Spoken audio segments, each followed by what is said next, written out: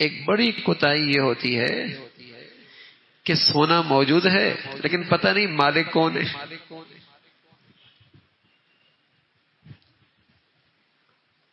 ایک تو وہ سونا ہے جو بچی گھر سے اماں کے گھر سے لے کے آئی، ظاہر ہے اس کی تو ملکیت ہے. ایک وہ سونا ہے جو لڑکے والوں نے اسے دیا اور چڑھایا. اب یہ ملکیت کس کی ہے؟ اب کسی کو نہیں پتا ہوتا. نہ بیوی زکات دے رہی ہوتی ہے نہ شوہر ادا کر. پھر ایک وقت آتا لڑائی ہوتی ہے، وہ کہتا ہے میں مالک، وہ کہتا ہے میں مالک. جب تک زکات دینی ہے کوئی ضرورت محسوس نہیں کرتا کہ طے کر لیا جائے کہ مالک ہے کون. زندگی گزر رہی ہے. اور جب تک زکات نہیں دیتا اس کا مال گندا ہوتا ہے، اس کے زیورات میں نحوست ہوتی ہے، اس کی مالیت میں گندگی آ جاتی ہے. زکات ہے ہی اس لیے کہ تاکہ اسے پاک کر دے.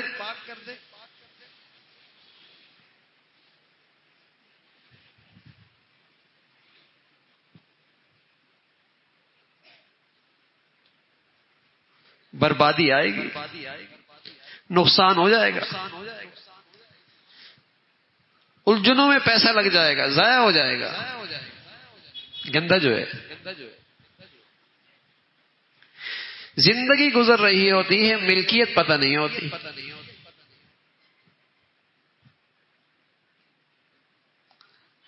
پتہ ہونا چاہیے کہ یہ جو بچی کے پاس، عورت کے پاس سونا زیورات ہیں، اس کا مالک کون ہے. اگر وہ ملکیت بیوی کے پاس ہے تو زکات بیوی پہ فرض ہے، اس کی زکات بیوی کو دینی ہوگی. شوہر کے ذمے فرض نہیں، دے دے گا، احسان کرے گا، لیکن دیتے ہوئے بتانا ہوگا. بغیر بتائے زکات کوئی نہیں ادا ہوگی، اس لیے کہ ہر ایز کا فریضہ الگ ہے.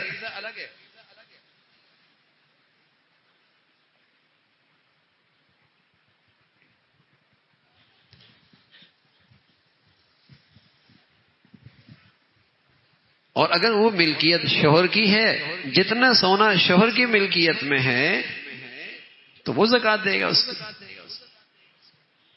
لیکن اگر بیوی کی ملکیت ہے پھر اسے اختیار ہے، پھر اسے شوہر سے پوچھنے کی ضرورت نہیں، جس کو چاہے دے دے، جہاں چاہے خرچ کر دے، جہاں چاہے اس کو استعمال کر دے، اس کی ملکیت ہے. اور اپنی ملکیت میں اسے یہ حق حاصل ہے.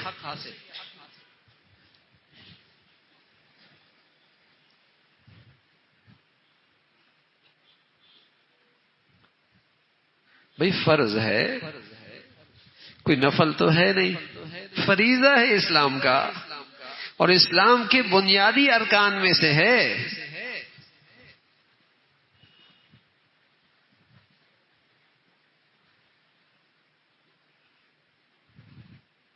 کافر فرمایا زکات ادا نہیں کرتا، مشرک نماز نہیں پڑھتا، مسلمان تو زکات بھی دیتا ہے، نماز بھی پڑھتا ہے.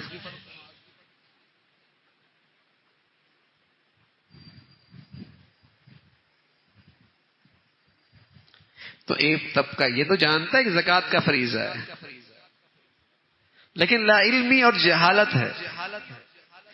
زندگی گزر رہی ہوتی ہے، زکات کا فریضہ صحیح ادا نہیں ہو رہا،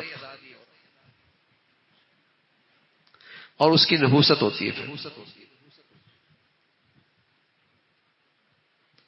کہ اتنی سوراخیں کھل جاتی ہیں جہاں مال جاتا ہے پتہ ہی نہیں لگتا. اور جب مال سے اللہ کا حق ادا ہو اور اللہ کے بندوں کا حق ادا ہو اور زکوٰۃ کی عبادت ادا ہو تو اللہ اس مال کی حفاظت بھی فرماتے ہیں، محفوظ بھی فرما دیتے ہیں. وہ سوراخیں ساری بند کر دیتے ہیں جہاں یہ مال ضائع ہو رہا تھا. اور برکت اتنی ہو جاتی ہے جو کام ہزاروں میں ہو رہا ہوتا تھا وہ سینکڑوں میں ہو جاتا ہے. پاک جو ہو گیا، صاف جو ہو گیا، مبارک جو ہو گیا، اس میں سے اللہ کا حق جو ادا ہو گیا.